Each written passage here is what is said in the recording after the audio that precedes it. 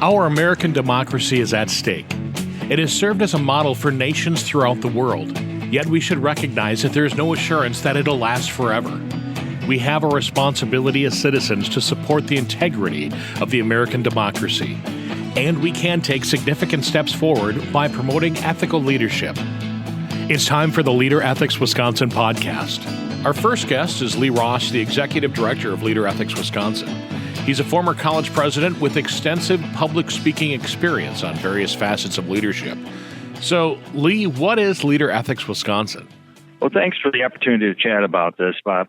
LeaderEthics Wisconsin is a nonprofit, nonpartisan organization that's committed to promoting ethical leadership among elected officials. We believe that there are 4 principles that define ethical leaders. They're truthful, they're transparent with public information, they're unifiers rather than dividers, and they work to the best of their ability to represent their entire constituency. And as such, we don't believe ethical leadership is tied to any particular political party or even to any particular legislative policy, because an ethical leader can approach those things following those principles and have options in how they can demonstrate it. And so LeaderEthics Wisconsin is there to bring about increased awareness and the need for this in our elected leaders. Then tell me, who is Lee Raj? Well, you know, I lived in the Chicago area for a number of years, and prior to coming to La Crosse, I worked at a large community college in the suburbs. It was a good college in many ways, but it was not founded on what I would call ethical principles. They lacked integrity in some of their hiring practices and their marketing practices. And it was really the catalyst for me coming up to La Crosse in 1989. And I assumed the role of president at Western Technical College. And what I realized is that many of the practices that I brought with me to Western were practices that I learned in suburban Chicago. And so I actually spent several years trying to unlearn things that I had been doing in the past and learn things in a new way that I felt was better reflecting what the college needed and what I needed to demonstrate.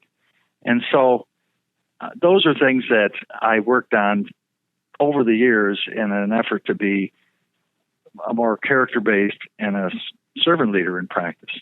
Lee, what's the difference between leadership and servant leadership and ethical leadership? I think the terms are somewhat interchangeable in my view. Those 4 principles are critical for not just in the political world, but they're really the kinds of things that ethical leaders, servant leaders follow in practice in business, education, healthcare, services. And so those are the things we're trying to promote as expectations for elected leaders. Think of it this way. If you are buying a service or a product from a local company, you expect that company will operate with ethical leadership.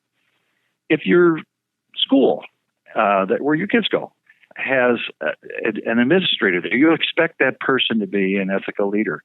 Now, people don't always deliver to the level that you hope, but there's an effort and an expectation that they would. So the question we would ask, why don't we carry those same expectations in the political arena? And those are the things we're trying to talk about in LeaderEthics Wisconsin. Give me an example of one of the member events, Lee. Well, each chapter holds a member event quarterly. I think one good example would be Brian Rood, a vice president at Darrell and Power Cooperative, who was also a former president of the state senate in Wisconsin. His topic was countering political tribalism. And that's an important topic today, because the more we become partisan in our beliefs, then the farther we are away from being able to unify our efforts and to represent our entire constituency. So it was a really good presentation. There was a lot of good interaction. And it was good to hear from someone who's been there. He's done that. What's your goal for LeaderEthics Wisconsin, Lee? You know, the goal is, more than anything else, it is getting citizen involvement in raising the expectation that our ethical leaders, our elected leaders, can be ethical leaders. And, we provide a citizen's guide for 2020 is something that we've shared with our members because we want them to realize there are big things and small things they can do. In the state of North Dakota, for example, the state is dominated by one political party. And in fact, they're ranked very low nationally in terms of transparency.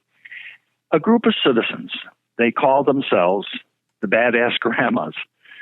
They took upon themselves to start a process to pass a new constitutional amendment that would improve transparency and implement an ethics commission. Now, they were outspent more than 10-1 in that effort. This was in 2018. And yet the legislation passed. And it shows that when citizens take it upon themselves to do the right thing, they can produce really good results. So we want to share those stories with our members. How is a pandemic telling of who is ethical and who is not ethical in the political arena? Well, the pandemic is really calling out the importance of ethical leadership. I mean, think of it this way. What do we need at a time when we're facing a threat? It's not a partisan threat. It's a threat that's affecting potentially all of us. So we need to look at those four principles. We need ethical leaders at the federal and state and local level who are truthful. They're giving us straight information. We need leaders who are transparent with public information. And this is particularly difficult because in a pandemic like this, the conditions may be rapidly changing. And so it's difficult to present something as accurate information, knowing that it might evolve and change in a short period of time. But ethical leaders can be straightforward in how they present things and do the best they can in that transparency.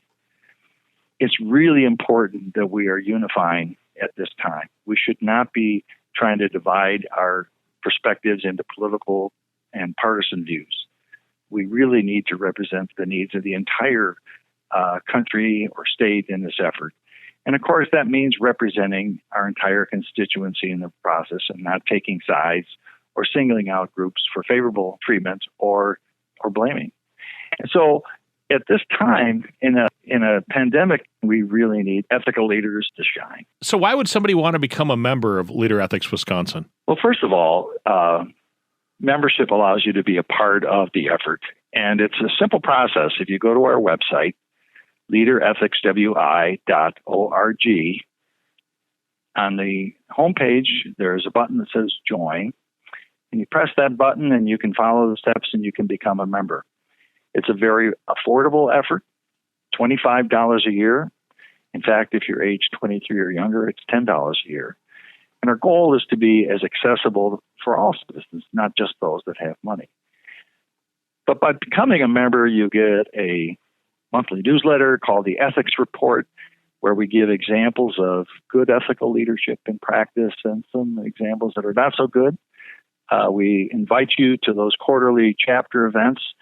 And we also give every chapter an opportunity to hold a candidate development workshop, and as such, try to develop the next generation of ethical leaders, starting with local school boards or city council. So those are things that happen if you become a member of LeaderEthics Wisconsin, and it gives you a chance to be a part of that process. Why is it only $25 to join? We had a lot of discussion on this, and it was a conscious decision by the board and the organization to make engagement in LeaderEthics Wisconsin as available and as affordable for everyone. And we didn't want to have funds coming from private organizations or individuals that would raise questions about who's pulling the strings on this effort. We want this to be something that is citizen-led and grassroots in every way. Do you think it's possible to change expectations with LeaderEthics Wisconsin? Well, we're not naive about this. We understand that the challenges are huge.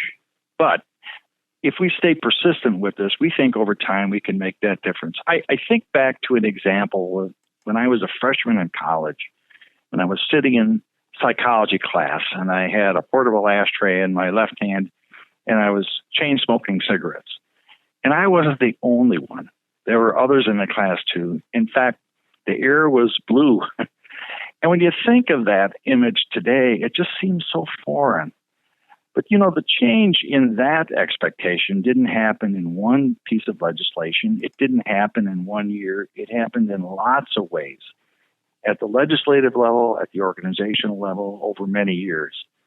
And we think if we stay persistent with this and we continue to have the conversation come up consistently in many different communities, over time, yes, we can bring about the change and we can see better, more ethical leadership in the political area. I know you've heard it.